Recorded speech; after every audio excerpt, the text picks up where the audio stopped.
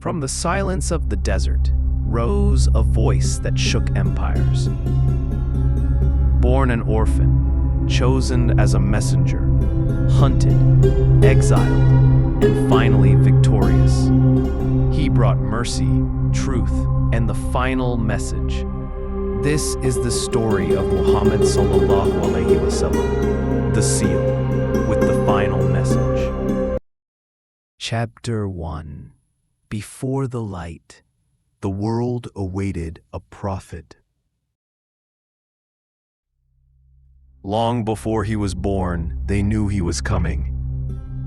In temples, in deserts, in ancient scrolls, whispers of a final prophet echoed across civilizations. From Jewish rabbis in Yazrab to Christian monks in Syria, from the fire-worshipping priests of Persia to wandering Arab soothsayers, the signs were spoken of, written down, and feared. This is the story of a world waiting, and the shadows that tried to hide the light. A world in darkness. The world was drowning in injustice and ignorance. In Arabia, baby girls were buried alive. Tribal wars lasted for generations. The rich exploited the poor, and idols carved from stone were worshipped in place of the Creator. Beyond Arabia, the Roman and Persian empires were locked in constant war.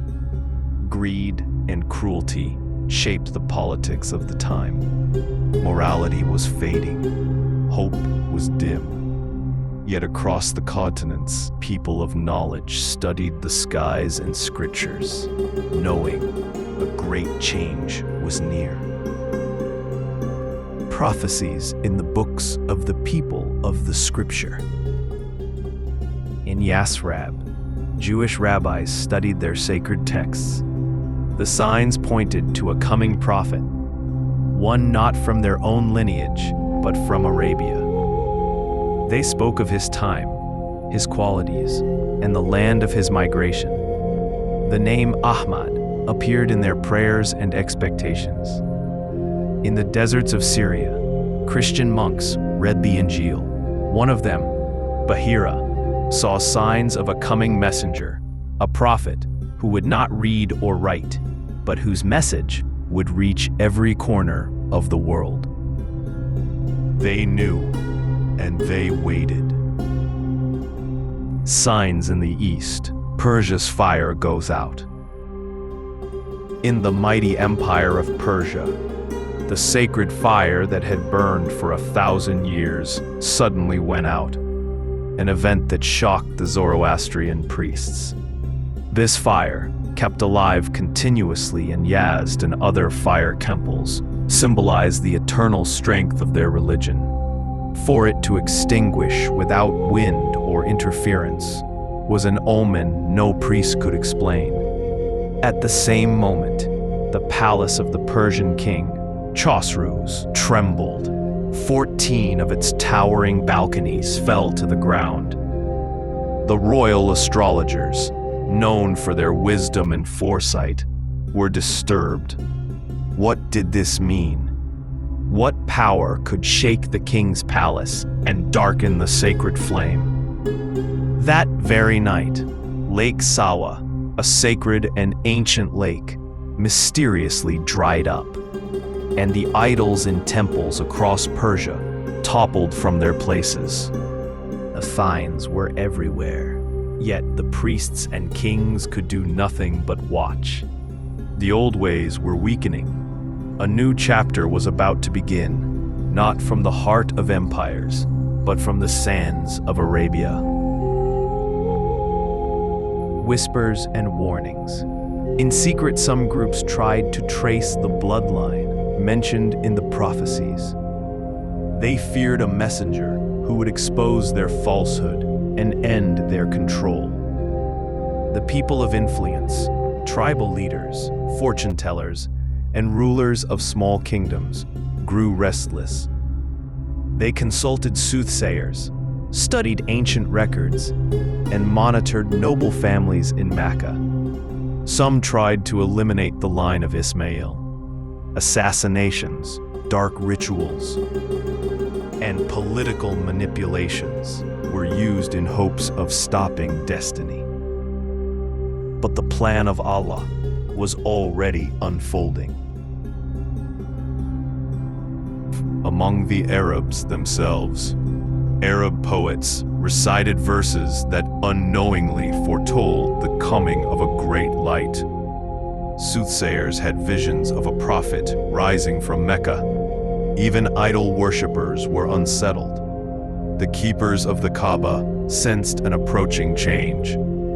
Abdul Muttalib, the respected elder of Quraysh, had dreams he could not explain.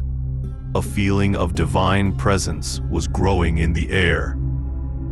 The year of the elephant. Then came the year that would be remembered forever. The year of the elephant.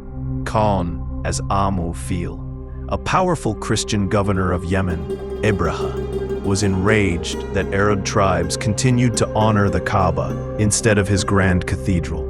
Fueled by pride and ambition, he marched toward Makkah with a massive army and elephants to destroy the sacred house of Allah. The people of Mecca were powerless. They fled to the mountains, leaving the Kaaba under the protection of its Lord, and Allah defended his house. Flocks of birds appeared, pelting the army with small stones of baked clay. The invaders were crushed. Not a single hand from Mecca had to fight. Corpses filled the valley.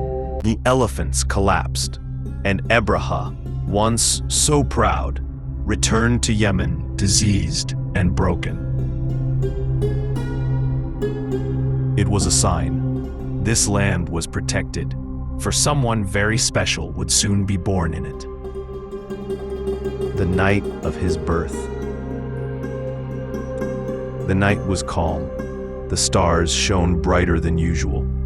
A gentle silence wrapped the city of Mecca. In a modest home, Amina, a noble woman, gave birth to her son. Her husband, Abdullah, had died before the child's birth. But this child would become the mercy to the worlds. The fire in Persia remained cold. The scholars of Syria whispered, and the skies over Mecca seemed to bow. A world in darkness had been shown a sign. The scholars had read the scriptures. The priests had seen the omens. The heavens had moved. And then, on a calm, blessed night, in the same year, a child was born. But he was no ordinary child. He was the light the world had been waiting for. His name was Muhammad sallallahu alaihi wasallam.